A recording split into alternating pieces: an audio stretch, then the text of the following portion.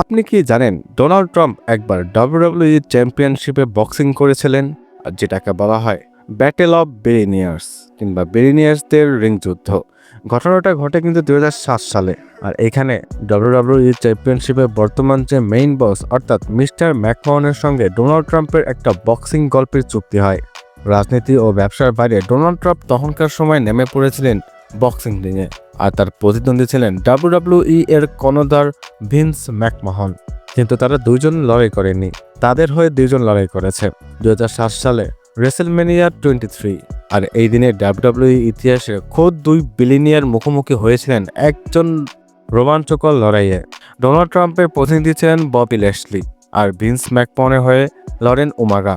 নিয়ম ছিল সহজ, যে হারবে তার মাথা কামানো হবে, তাও সবার সামনে। আর এই ম্যাচটা ছিল একদমই উত্তেজনায় ভরপুর।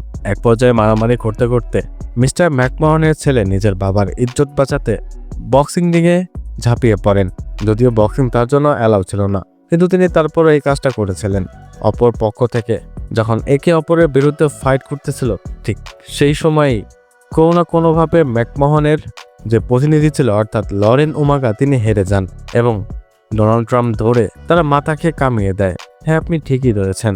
এই মুহূর্তটি ডাব্লিউডাব্লিউ ইতিহাসের একটি কিংবদন্তির স্মৃতি হয়ে রয়েছে, যেখানে রাজনৈতিক ট্রাম্প একবার রেসলিং সুপারস্টারের মধ্যে স্টাইল করে ম্যাকমাহনের মাথা কামিয়ে দেন। প্রথমে ঘটনাটা শুরু হয় ম্যাকমাহনের একটি কথা দ্বারা। তিনি সবাইকে বলেন যে আমি তোমাদের সবাইকে একটি করে গিফট দিব।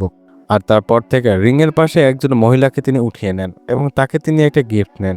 কিন্তু তারপরই অবাক করা একটা ঘটনা ঘটে।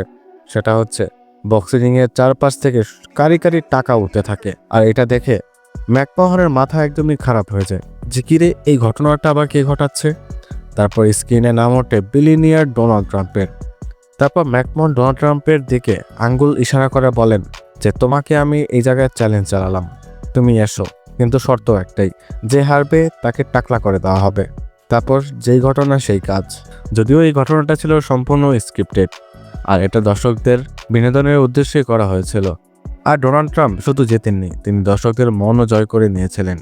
আর এটাকে বলা হতো ব্যাটেল অফ বিলিনিয়ার্স। যদিও এই ঘটনাটা 2007 সালে ব্যাপক সাড়া ফেলেছিল, কারণ তখনকার সময় রেসলিং ছিল অন্যতম জনপ্রিয় একটা খেলা। আর এরকম দুজন বিলিনিয়ারকে একটা বক্সিং রিংয়ে মুখোমুখি হতে কখনোই দেখা যায়নি। আর এই জন্যই মাঝে মধ্যে ডোনাল্ড ট্রাম্পকে বক্সিং রিংয়ে দেখা যেত। মূলত এই হচ্ছে সেই উদ্দেশ্য।